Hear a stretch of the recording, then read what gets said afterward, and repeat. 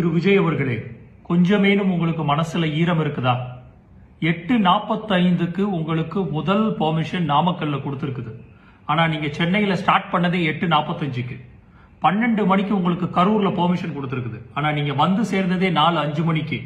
அப்போ நீங்க காலையில 6 மணியில இருந்து 2 லொகேஷன்ல நாமக்கல்லையும் கரூர்லையும் கரெக்டான டயத்துக்கு 8:45க்கு வந்து அங்க நீங்க மீட்டிங்கை முடிச்சுட்டு அடுத்து 12 மணிக்கு போயிருந்தீங்கன்னா இவ்வளவு பெரிய கூட்டங்கள் அங்க சேர்ந்திருக்கிறதுக்கு வாய்ப்பே இல்லை.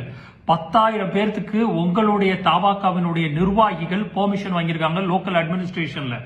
அப்ப 10,000 பேர் வரக்கூடிய கிரௌடுக்கு நீங்க கரெக்டா அந்த டயத்துக்கு வந்திருந்தீங்கன்னா இவ்வளவு கூட்டங்களை காலையிலிருந்து மதியம் தாண்டி நண்பகல் தாண்டி ஈவினிங் வரைக்கும் கிட்டத்தட்ட பலாயிரம் மக்களை கொண்டு வந்து பல்வேறு மாவட்டங்கள்ல இருந்து பக்கத்துல இருக்கிற மாவட்டங்கள்ல இருந்து ஒரு இடத்துல குமிய வைக்கிறதுக்கு உங்களுடைய அரசியல் முதிர்ச்சியற்ற தன்மை இல்ல.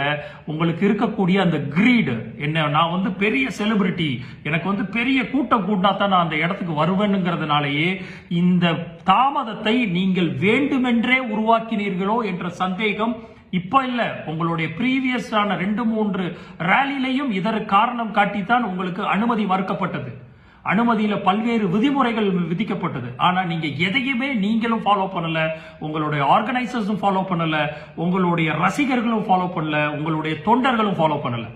இப்போ இன்றைக்கு தமிழ்நாட்டில் நிகழ்ந்திருக்கக்கூடிய இந்த கோர சம்பவம் 40 மேற்களுக்கு பக்கம் மாணவர்களையும் சரி, தொண்டர்களையும் சரி, உங்களுடைய பெண்மணிகளும் சரி, குழந்தைகளும் சரி, பல்வேறு பரத்தட்ட மக்கள் வந்து இன்னைக்கு உயிர் இழந்திருக்காங்கன்னா இதற்கு காரணம் முதற் காரணம் திரு விஜய் அவர்களே, நீங்கள் தான்.